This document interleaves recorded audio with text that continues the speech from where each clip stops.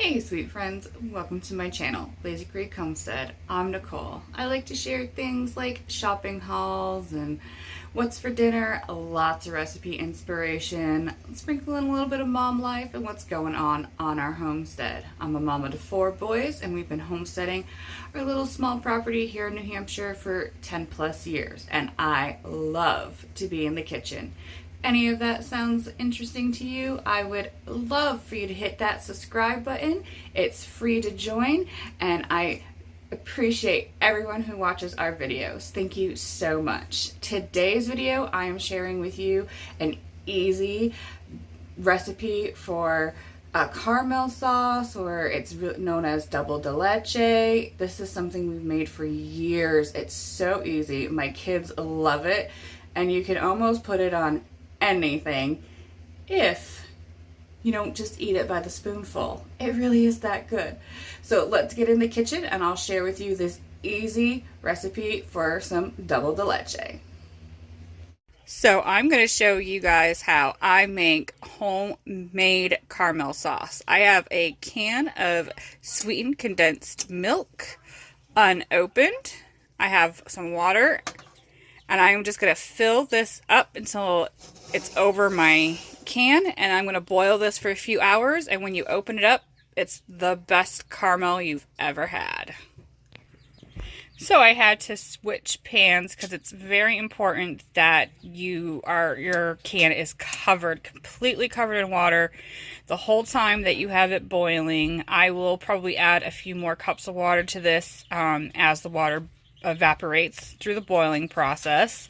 You want to boil it for at least an hour, but you can do it definitely I like to do it for at least 2, maybe sometimes 3. I've done it as long as 4. You could also do the same method in your crock pot, but the condensed milk makes such a delicious Carmel.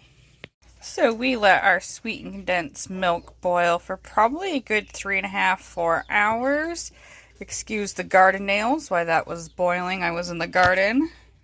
And this is what the double de leche looks like. It's a nice, thick, creamy, caramely. It's so delicious.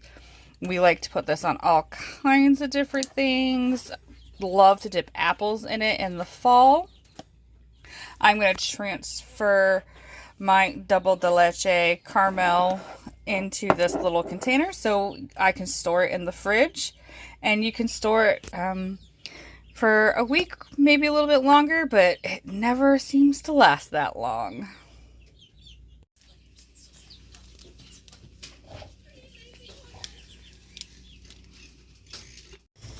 So today we're going to use up some more of our double de leche that we made. I'm going to make brownies. So we're going to do like a caramel brownie. I also have some butterscotch chips to use up. So I'm just going to put my mix into my bowl and use my water, milk, and eggs, and a little bit of my homemade vanilla extract.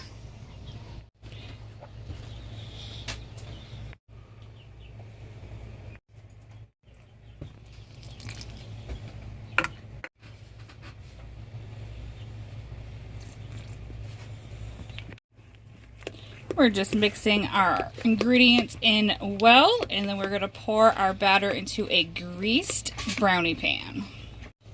So we're going to pour hopefully about half this batter in. I want to get a good layer at the bottom here, and then kind of spoon in our caramel. So now we're just going to add like kind of globs of our double de leche onto our first half of our brownie mix here. This stuff is so incredibly good. We had a long day planting the garden today, and we are in the mood for a nice treat.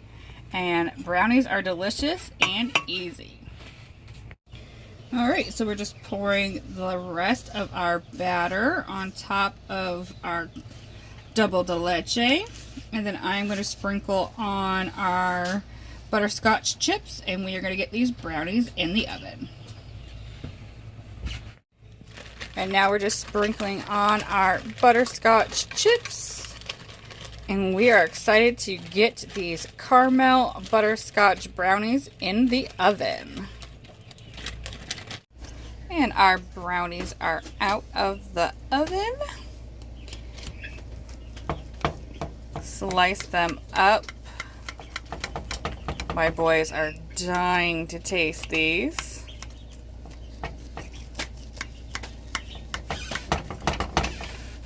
And I'll show you what they look like once I get one out of the pan. And here are our caramel butterscotch chip brownies. They are so delicious. If you make that double de leche, I definitely suggest you give these ooey gooey brownies a try. Thank you so much for joining me today. I really hope that you guys can give that double de leche a try. I also had a really great recipe that I made using that double de leche. It was a strawberry icebox cake. I'll link that down in the description box. And I really hope that you guys join our family over here, because you never know the love and the chaos you'll find on Lazy Creek Homestead. Until I see you in the next one, I'll be talking to you in those comments.